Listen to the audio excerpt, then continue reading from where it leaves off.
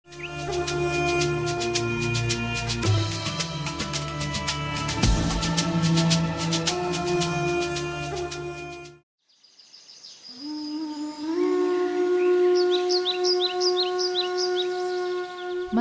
yang merupakan negeri awal Hualoi.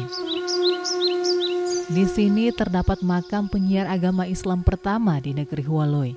Ini membuktikan bahwa masyarakat negeri Hualoi sudah memeluk agama Islam sebelum turun ke pesisir. Diperkirakan Islam masuk ke negeri Hualoi pada akhir abad ke-8 Masehi oleh seorang ulama besar. Islam masuk di Hualoi ini atau Samosir Nita ini sekitar abad ke-8 atau tahun 800 Masehi. Dibawa oleh seorang bangsa Arab dari Gujarat yang bernama Zainal Abidin. Proses Islamisasi yang dilakukan oleh Syekh Zainal Abidin itu sebenarnya diawali dari proses perkawinan.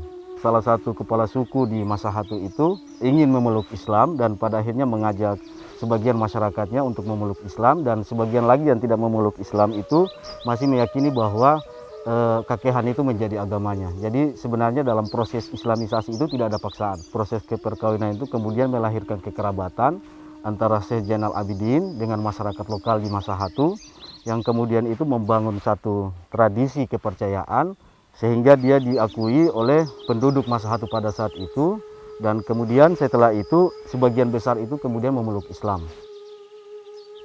Makam Syekh Zainal Abidin yang merupakan ulama pertama yang menyebarkan agama Islam di negeri Hualoi. Terdiri dari susunan batu yang merupakan ciri dari makam kuno. Makam ulama penyebar Islam di negeri Hualoi masih sangat terawat. Pada waktu tertentu, masyarakat negeri datang berziarah dan berdoa. Biasanya pada saat akan melaksanakan ibadah haji.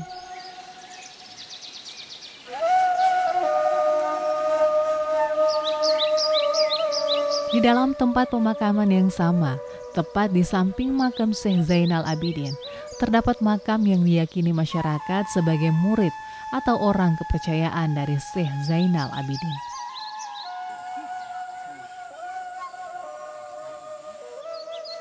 Di negeri lama, tidak hanya terdapat makam penyebar agama Islam yang masih ada dan terawat hingga saat ini, tetapi ada juga makam dari leluhur masyarakat negeri Hualoi yang masih terawat.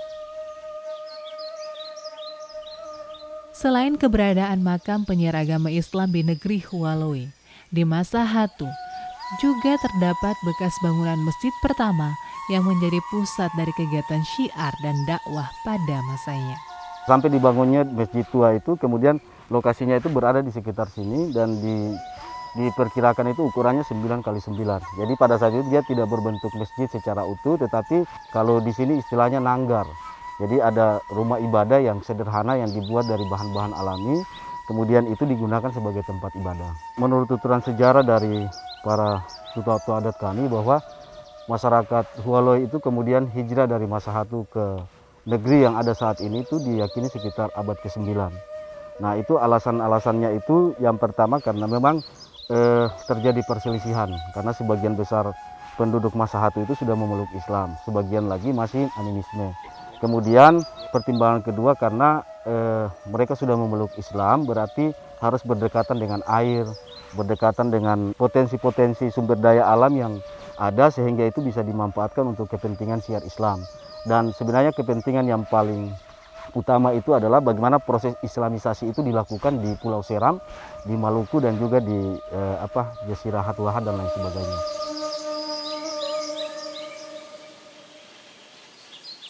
Meskipun secara fisik bangunan masjid sudah tidak ada lagi, namun masih menyisakan pondasi dari batu pantai yang menjadi tanda bahwa dulu ada bangunan masjid di sini. Tak jauh dari bangunan masjid, terdapat tempat wudhu dari cangkang siput raksasa yang oleh bahasa setempat disebut dengan bia. Disinilah tempat masyarakat Muslim Hualoi terdahulu berwudhu sebelum melaksanakan sholat. Tepat di bawah pohon merah, tepatnya di salah satu sisi akarnya, terdapat sebuah batu berbentuk lempengan. Dahulu, itu tempat merupakan tempat pelaksanaan khitanan bagi anak laki-laki.